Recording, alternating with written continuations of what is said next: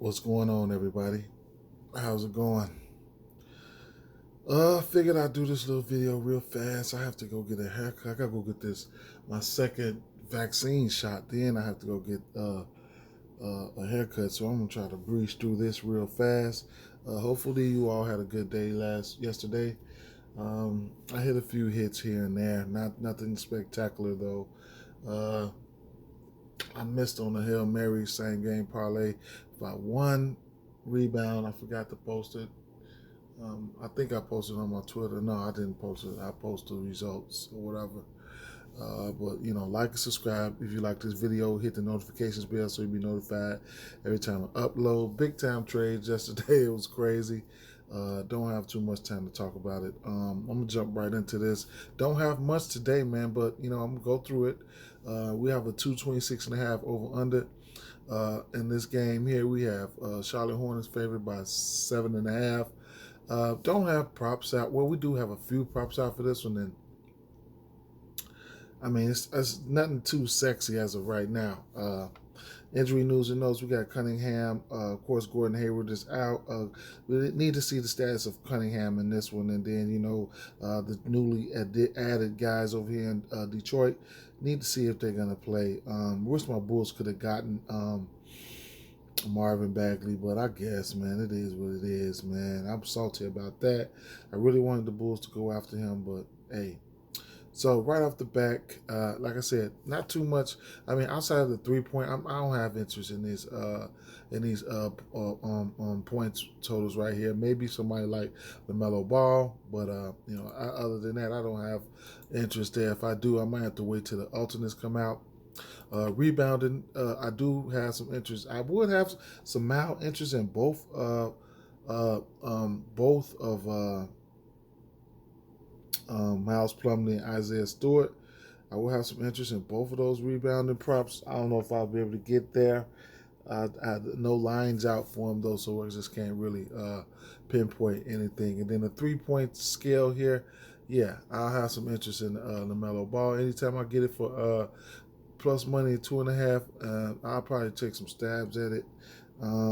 Rozier, not opposed to taking stabs at him either. Don't like the pace of this game. For assists and things like that. As far as the game overall here, I mean, it's rough, right? Especially for Charlotte. I mean, they've lost 8 of their last 10. I mean, they this is the first end of a back-to-back, and they'll be facing Memphis tomorrow. Another tough game. This is a 3 and 4 for them. On the schedule wise, and then be going up against Minnesota after that, and then Miami. I mean, they just got a tough stretch here. I mean, goodness gracious, man! And like I said, they done lost 8 of their last 10. Man, it's crazy, man. I mean, it's Detroit. They ain't been doing much of anything either, man. I mean, they lost 9 of their last 10. You know what I'm saying? But Charlotte, they're in the hunt, man, and they just falling off. They're falling off, man. You know what I'm saying? I don't know, man. I don't have a lean in this one here. It's sad to say. I need to find the injury, get the injury news report, see who's in and out. Shit. I mean, you got to be careful with these games. Charlotte does need it, but you got to be careful, Detroit can show signs, that they can come out and beat anybody, luckily, on any given night. They'll probably be looking to try to beat Charlotte, you know what I'm saying? So until further notice, I don't have anything on this game, man. I wouldn't be mad if you went with Pistons with Detroit. You know what I'm saying? That spread, I wouldn't be mad. But I can't really nail anything down. Both of these teams have been playing horrible. Same thing goes for this Oklahoma City team. 207 over under, 207 over and a half over under in this one.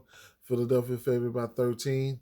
We don't know if James Harden or any of the boys are going to play today. Like I said, 13-point spread is something I don't really jump out there for. Joel Embiid is in a great spot here. We don't have props out for this one. It's Philadelphia nothing right there. Might have to find might have to find something, but we don't have props out for this one. All right, so it's Philadelphia nothing for me. Maybe a player performance double. I don't know. Maybe throwing in a parlay with an alternate spread, something like that. But it's going to be Philadelphia nothing for me. 213.5 over under for this game here. Cleveland Cavaliers at Indiana Pacers. Cleveland Cavaliers favored by 7.5 on the road. Right off the back, I'm gonna tell you it's Cleveland Cavaliers for me and nothing here. That spread. Um, I think that spread is doable. Tyrese Halliburton and the gang, they should be making their debut today. All right. So yeah, Tristan Thompson and Buddy Hield. I don't even know if Tristan Thompson's gonna go or anything like that. Right off the back, before I touch on anything here, first basket trends I want to talk about in this game because, I like the chances. This is the third matchup between the two teams here. Miles Turner. Let me see. Cleveland won a tip both times. One time, Chris Duarte got the first basket, and the second time on January 2nd. No, the first time on January 2nd, Evan Mobley got the first basket, and Duarte got the first basket on February 6th. And what else? Okay. As far as Indiana things, for the Indiana side of things here, I mean, Chris Duarte has gotten the first basket 6 times. Other than that, everybody else is, that was getting the first baskets are gone, man. Now, on the other side of things, as far as Miles Turner does have 5 first baskets, but he's not active. All right. Now, on the other side of things, I mean, Darius Garland has 5 rebounds. Has 5 first baskets, and then you got Evan Mobley. He has 8 first baskets. And then you got where is Jared Allen with 6. So, Jared Allen and Evan Mobley is leading the way in that category there. Um, yeah, I wouldn't be surprised if Cleveland smacked these boys up. By that 7.5 at cover. I have some interest in that. I ain't gonna lie. Cleveland, Indiana does run things up in their home. At home they do. The score tends to get a little higher at home. This is 213.5 over under here, so I don't. This defense might be a little bit too much for them. So and then this is a new. They have some new additions here, so I don't know. What the chemistry is going to look like here. So I have to temper my expectations on some of these guys here. All right. Only thing, the over has been trending for some damn reason with Cleveland. The over is 5-0 in their last 5 games as a road favorite. The over is 4-0 in their last 4 road games with a team with a losing record. But they haven't been covering on the road. They are 0-3-1 against the spread in their last 4 games as a road favorite. So they 0-3-1. As a road favorite. On the other hand, the Pacers, they 0-4 against the spread in their last 4 games. That's when all the turmoil and all the injuries, so they haven't been covering. So that's a good sign if you like Cleveland. And the over, what I'm saying? The over has been trending really, really hard for them. The over is 7-1-1 in Pacers' last 9 games overall. So those are a few tidbits. I'm undecided on the total there, but Cavaliers are nothing for me. Strong lead towards that spread, so that's how I'm a roll with it right there. That's how I'm a roll with it.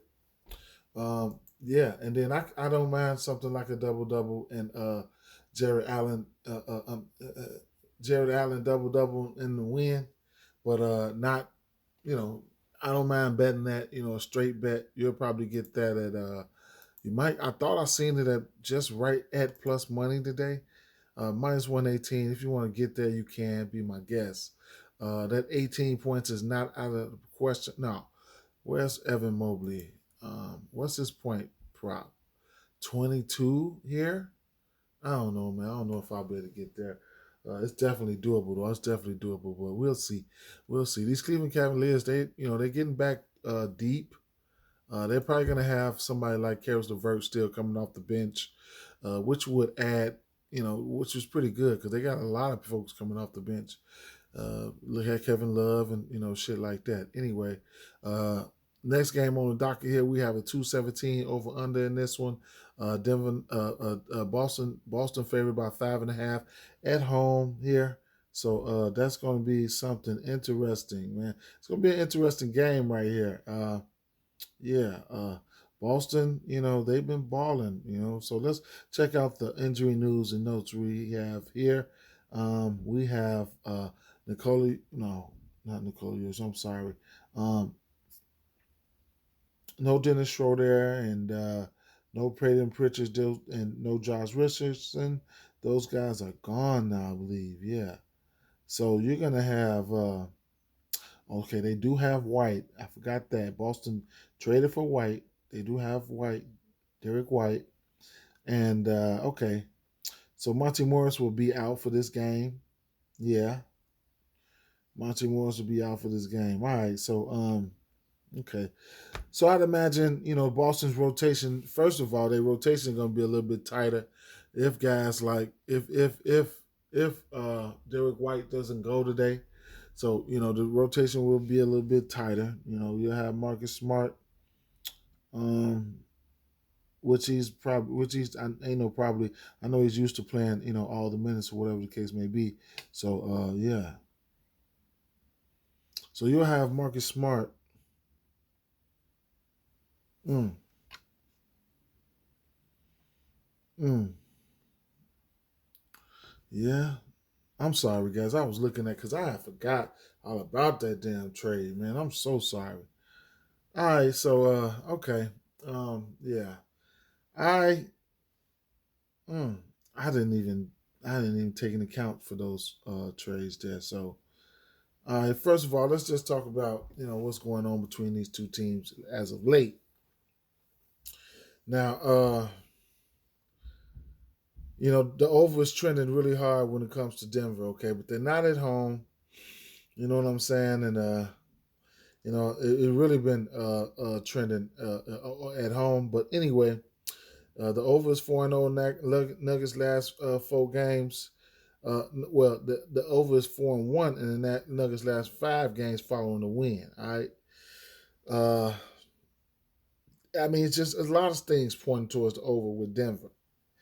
You guys know that. You can check the box score or whatever. They've been going over. But on the Boston side, the under is trending really hard.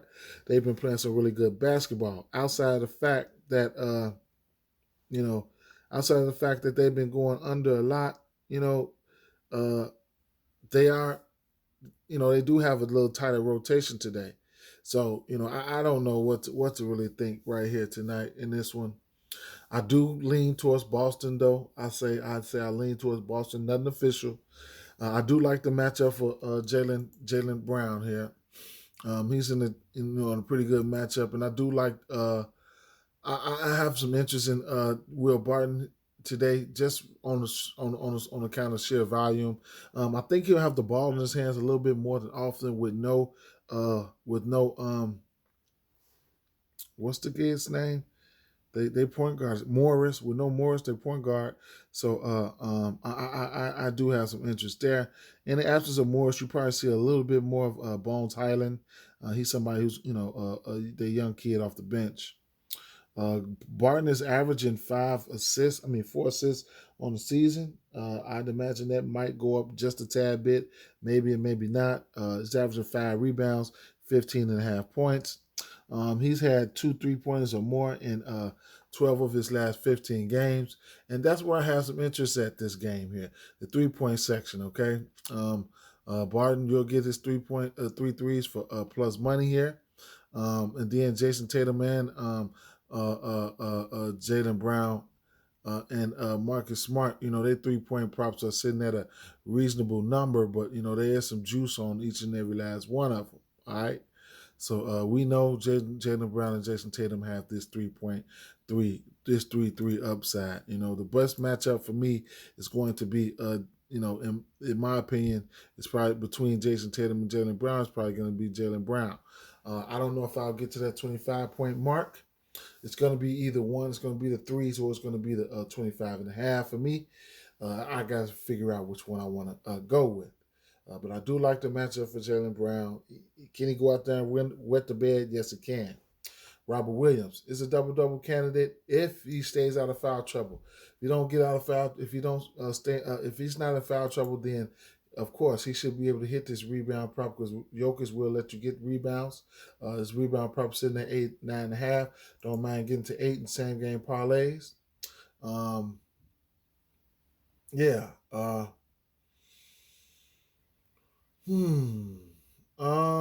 What else do I have here? That's just about it, man. And you can get to a double double or something like that. No, that's a double double. Damn, Nikola Jokic's double double is minus 1050. But yeah, you can get to a double double or something like that at Robert Williams. Without the win, you can get that at plus 185. Okay, that's without the win. All right. So that's something to pay attention to right there. Don't like the pace of this game. I don't like the pace of this game. I don't know if it's gonna go over or under. You know what I'm saying? I don't like the pace of this game here. Marcus Smart is in play though. Got to see who's going to be in and out. I need to know if White is going to be playing today. I need to know that. All right. Slight lean towards Boston in that one. San Antonio Spurs at Atlanta Hawks here. 232.5 over under. Hawks favored by 8. Big time total here. Wouldn't be surprised if this game goes over here. Yeah, I wouldn't be surprised if this game goes over here. They have a lot of props out for this one. So it's going to be a lot of lanes for this one. I mean, Trae Young is a double candidate, right along with Jakob Poeltl is a double candidate, and then DeJounte Murray double, triple upside. Okay, we know this thing about these guys. All right, John Collins is in a good spot. Kevin Huerter. He can get hot, he can start popping the threes. He's had multiple threes in 12 of his last 15 games. You got Bogdanovich. He's had multiple threes in 13 of his last 15 games. So we know Keldon Johnson, he's had multiple threes in 14 of his last 15 games, I want to say, yeah. So it's a lot, you know what I'm saying? It's a big-time possibility that this game can hit the over here. As far as rebounding,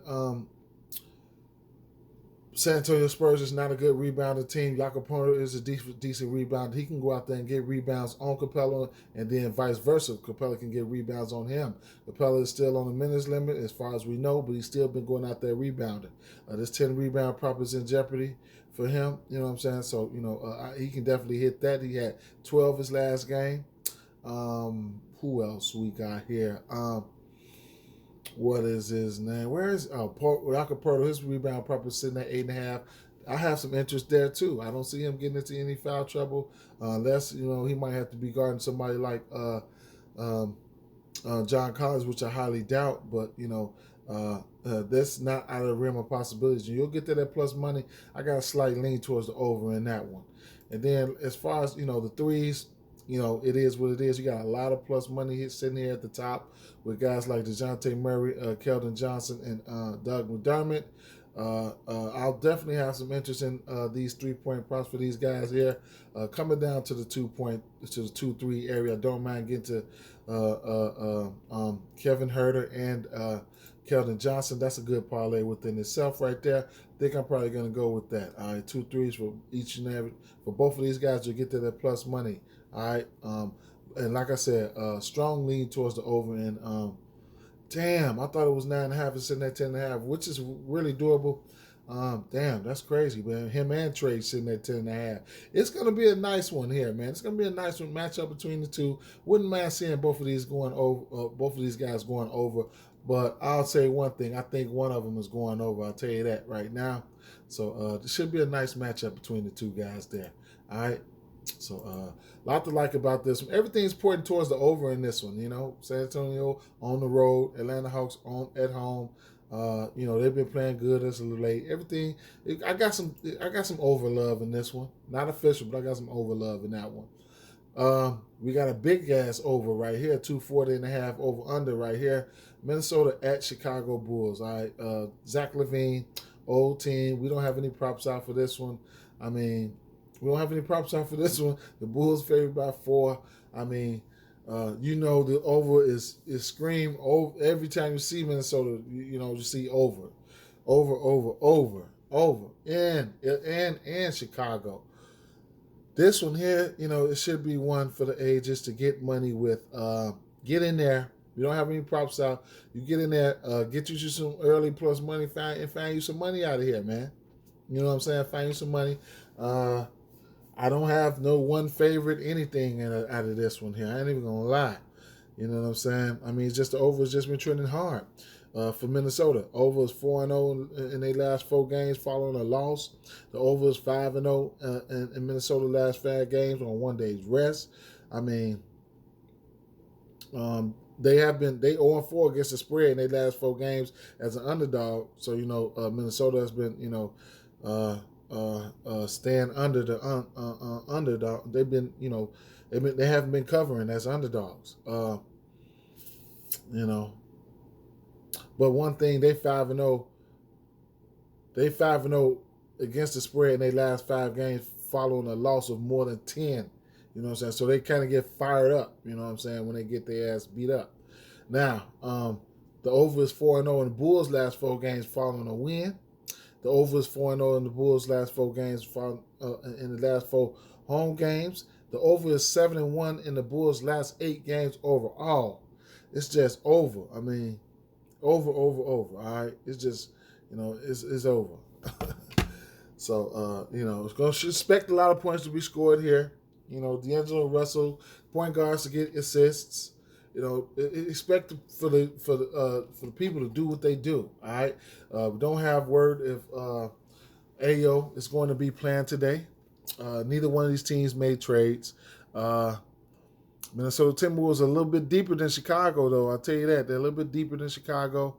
You know, rebounding. You know, both of these centers give up rebounds. So it is what it is with that situation there. Be safe out there. I'm just waiting on the props. And then, you know, next game we got up here, we have, what do we have here? Oh, the last game on the docket. We got Orlando Magic at Utah Jazz, 221.5 over under in this one, a 13.5 point spread here. Man, don't have any props out for this one. Rudy Gobert's questionable for this one, and then you got Jalen Suggs. He's questionable on the other side of the ball. Donovan Mitchell's back playing some good basketball, and Bogdan Bogdanovic is playing okay. Since Mitchell's been back, Bogdanovic has hit 2 threes or better in, you know, each game since Mitchell's been back. New additions over there at Utah. They do have Nickeil Alexander-Walker. I think that's a pretty decent addition right there. Other than that, yeah, we got to wait to see what's the status of Rudy Gobert. I think if he doesn't go, you'll see some Whiteside, of course, some Azubuike at center. They're going to mix it up. Whiteside had a good game. Last game out, he had 7 blocks with about, I think he had 14, 15 rebounds too, so he had a pretty good game. I'll probably have some interest in Wendell Carter. I do like the matchup for him. Especially if Gobert doesn't play. All right. So that's about it, guys. Not a bad spot for with no Jalen Suggs, not a bad spot for Cole Anthony, and then that's about it right there. All right. It's going to be probably going to be Utah Jazz or nothing. Donovan Mitchell is playing lights out. I'll be looking towards the 3 ball in this one. Peace, guys. Peace out.